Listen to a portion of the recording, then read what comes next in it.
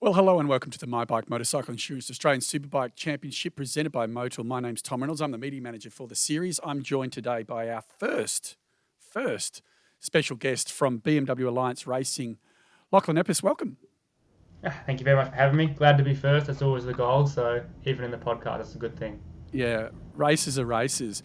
So this catch-up is in the gap in leading up into our next round up in Darwin, which is the Merlin Triple Crown alongside the supercars and the drag racing. By the way, you can have a quick go at the drag racing. I know some of the guys do. I'd love to. I missed out last year. I didn't know what was going on, so I'll probably try and get down there and get some starts in before the races for sure. Yeah, I think it helps the starts. So before we go forward, let's go back. We need to go backwards to look forwards. This is how this works. Out of the gate, your team and your bike and you were super quick coming out of the test at Phillip Island. You were really quick there. And then the first day of practice, the Friday of round one at Phillip Island, quick again. Take us through that, because it was a bit of a surprise. There was a few people who were, in the paddock, there was a lot of talk that you guys were really quick out of the gate. What do you put that down to? I put a lot of it down to us being a new team, to be honest. We had no expectations of where we should be or where we could be, so we weren't limiting ourselves saying, oh, that's a good result, that's a bad result.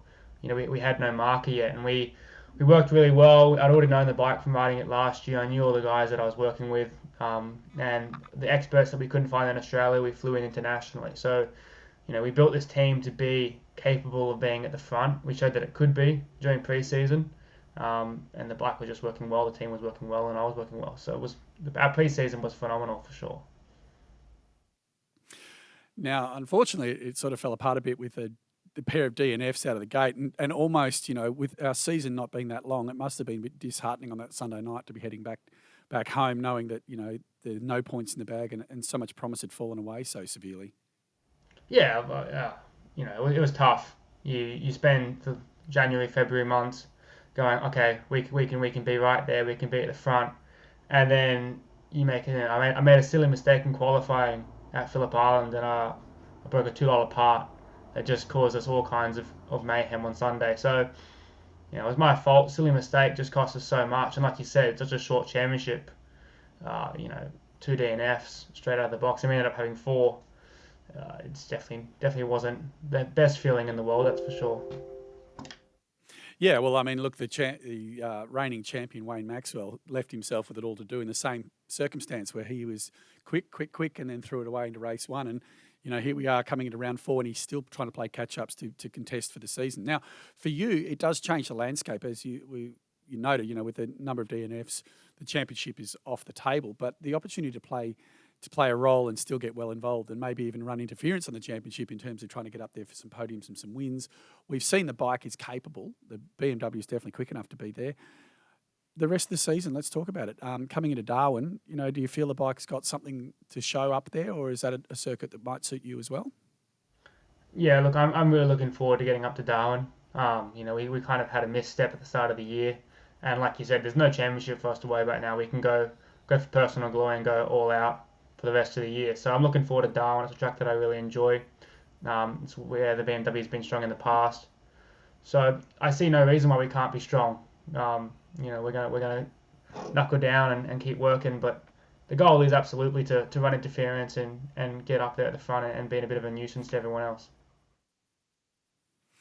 Yeah, now just take us through, because we know that the new BMW that's being raced by everybody who's racing BMW has heaps of potential, but it seems like getting all of that out of it at the moment has been a bit of a struggle, because even experienced teams and riders and guys who've won championships, whilst we've seen Josh Waters get on the podium, it hasn't really shown that it's capable of running at this stage with the likes of Mike Jones and Wayne Maxwell. What do you put that down to? Is it a basic thing with the bike, or is it just you guys collectively still haven't unlocked its potential? It's probably a bit of both. Like you said, the bike is new. Every time we get on it, we're learning new things about it, bringing in new things, new ideas to the team. I'm still young. I still need a lot to work on for myself to learn how to get the maximum out of that bike. But the bike is absolutely capable of competing with everyone else out there. It's an incredibly strong motor. Its front end is phenomenal. The electronics on it are far more advanced than almost anything else out there. So there's no reason why that bike can't be fighting for race wins week in, week out. It's just up to me and I guess the other BMW riders on their side to unlock the potential of the bike. Now, we talked about how the season's kind of gone for you. You'd already be thinking about 23. Have you got any plans for 2023 at this stage, or is it we still focused on getting through to the bend in Well, we're November? not even halfway through the year yet. I have an idea of what I'm doing next year. I have an idea what I'll be doing next year for sure, but I don't think that's public knowledge yet. All right, well, you heard it here first that he doesn't know what he's doing, but he knows something. Um, Diplomatic so answer.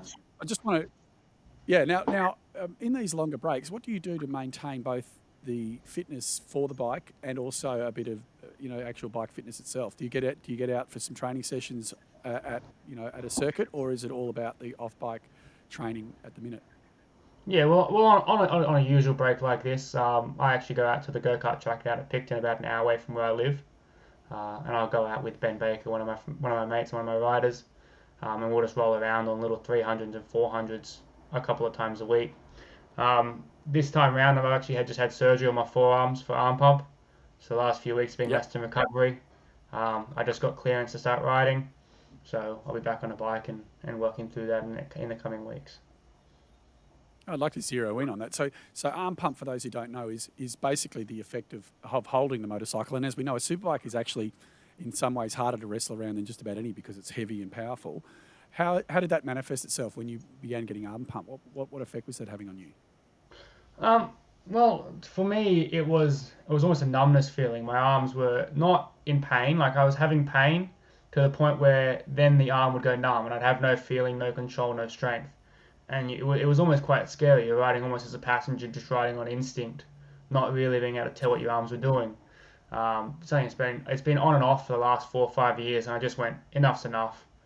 I don't like needles. I don't like the idea of surgery, but it was this or pack up and go home. So we've got the surgery, and now it's about working Yeah. through it. Right. So cleared to race or cleared to ride again. What sort of rehab do you do though? Are you back, squeezing a tennis ball? What are the rehab moments for someone who's coming back from arm pump? Well, I've been on physio twice a week. I had to wait a week for the scarring to heal up, but then from there, it's pretty much just work through it. The only thing you got to deal with is the scar tissue underneath the fascia. So we're doing a lot of wrist mobility, a lot of squeezing, a lot of rowing on a rowing machine to try and get used to that. But just Yep. about trying to push through the pain in the wrist because at the moment she's not too flexible. So it's just about working through that more than anything else. All right. And you'd be confident of being at 100% when we come up to Darwin in the middle of June? Yeah, well, I rode a little over Arlie at the mini GP on Sunday, and that was fine. So maybe full fitness, maybe not, but we'll definitely be there and we'll be good to go.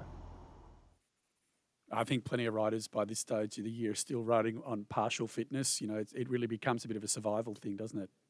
Yeah, for sure. It's a dangerous sport.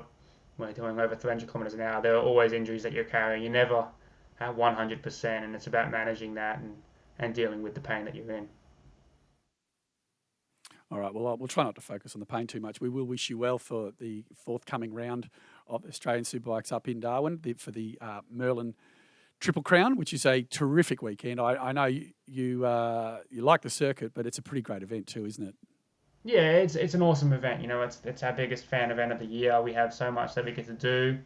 Even just going down to the markets on a Saturday afternoon and just enjoying Darwin for what it is outside of the racing. It's an awesome place to go. And racing with the supercars is just another level of excitement and enjoyment that we get to have on the weekend.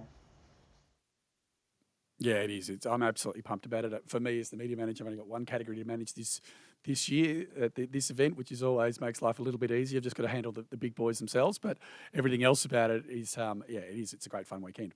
Lachlan, thank you for joining us here on the My Bike Motorcycle Insurance Australian Superbike Championship presented by Motul mini podcast. I don't even know what we're calling it yet. It hasn't really got a name.